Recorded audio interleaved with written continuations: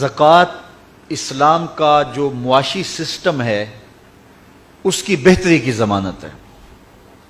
سارے لوگ امیر ہو جائیں، سارے غریب ہو جائیں، یہ اللہ کی حکمت نہیں ہے۔ کچھ غریب کچھ امیر، تاکہ نظم زندگی چلتا رہے۔ لیکن نظام زکوٰۃ اگر اچھی طرح سے قائم ہو جائے تو پھر غربت امارت تو اپنی جگہ پہ موجود رہیں گی، لیکن یہ نہیں ہوگا کہ ایک طرف امیر کا بگڑا ہوا بچہ گولڈن سیب کا ایک کونا کاٹ کے دوسرا حصہ کتے کے آگے پھینک رہا ہوگا، اور دوسری جانب بیوہ کا یتیم بچہ ہسپتال میں آخری سسکیاں لیتے ہوئے یہ کہہ رہا ہوگا، امی میرا جوس پینتے بڑا دل کرتا ہے، لیکن ماں اس کو کہہ رہی ہوگی نہیں بیٹا تمہارے لیے مناسب نہیں ہے، اور وہ آخری خواہش پوری کیے بغیر دم توڑ دے گا۔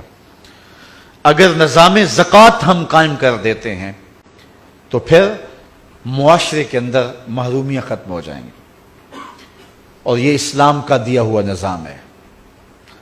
میں آپ کو یہ بات بتاؤں کہ اسلام میں دولت مندی کی نفی نہیں ہے، لیکن دولت قارون سے روکا گیا ہے، دولت عثمان کی ترغیب دی گئی ہے۔ 3 نیتوں کے ساتھ رزق کمانا اور رزق بھی حلال ہو مشروع ہے۔ پہلی نیت اپنے آپ کو سوال سے بچانا، کہ مجھے مانگنا نہ پڑ جائے، کسی کے آگے ہاتھ نہ پھیلانا پڑ جائے۔ دوسری نیت اپنے بچوں کی کفالت کرنے کی نیت۔ تیسری نیت معاشرے کے اپاہج، کمزور یا جن کا کوئی کمانے والا نہیں، ان کی مدد کرنے کی نیت۔ ان 3 نیتوں سے حلال کمایا تو شریعت میں محمود ہے، اور سچا تاجر کل قیامت کے دن نبیوں کے ساتھ اٹھایا جائے گا۔ یہ بہت بڑی بات ہے، لیکن نیتیں یہ 3 ہوں اور رزق بھی حلال ہو۔ اگر نیتیں یہی ہیں لیکن رزق حلال نہیں ہے، ڈاکہ اس لیے کیا کہ غریب بچیوں کی شادی کر دوں، تو نیت اچھی ہے لیکن عمل اچھا نہیں ہے۔ اچھا، رزق بالکل حلال ہے لیکن نیت ان تینوں کے ساتھ ایک یہ بھی آگئی، میں معاشرے میں نمایاں ہو جاؤں، میں رشتہ داروں میں اوپر چلا جاؤں، میں جو ہے وہ میرا ٹور ٹپا ہو، تو یہ مقاصد اگر آگے تو رزق حلال بھی اس کے لیے محمود نہیں رہے گا۔ بدقسمتی ہے کہ ہر سال سیلاب آتا ہے تو لاکھوں لوگوں کے گھر بہہ جاتے ہیں۔ 67 سال سے سیلاب کی گزرگاہیں وہی ہیں، اس کے باوجود ابھی تک سیلاب تباہیاں مچاتا ہے۔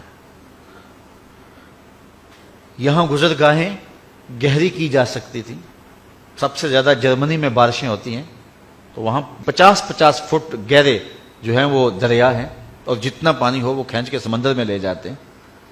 تو یہاں دریا زمین کے برابر کیوں ہیں؟ ان کو بھی گہرا ہونا چاہیے تھا، اور کروڑوں روپے کے فنڈز موجود ہیں، لیکن اسمبلیوں میں بیٹھے ہوئے منہ کے اندر سونے کا چمچ لے کے پیدا ہونے والوں کو کیا پتا کہ غریب کا جب گھروندہ گرتا ہے تو اس پہ کیا بیتتی ہے۔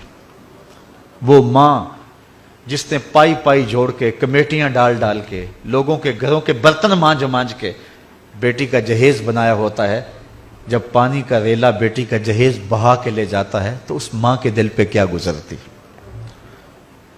میرے رونگٹے کھڑے ہو جاتے، مجھے ایک بات یاد آتی ہے۔ ایک شخص کی جوان بیٹی فوت ہو گئی، اور میں ان کے گھر فاتحہ کے لیے گیا،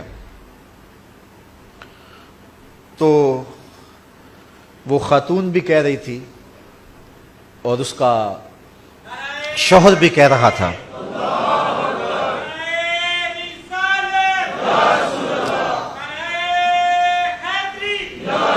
جوان بیٹی کے فوت ہونے کا دکھ اس کا اظہار ہو رہا تھا، اور ساتھ انہوں نے جو بات کی اس سے آپ معاشرے کا اندازہ لگا سکتے ہیں کہ ماں کہہ رہی تھی بیٹی چلی گئی، میری بڑی لاڈلی بیٹی تھی، بہت کچھ اس نے کہا، اور پھر آخر میں کہا چلو اللہ بہتر ہی کرتا ہے، اس کا جو جہیز بنایا تھا چلو چھوٹی کے کام آ جائے گا۔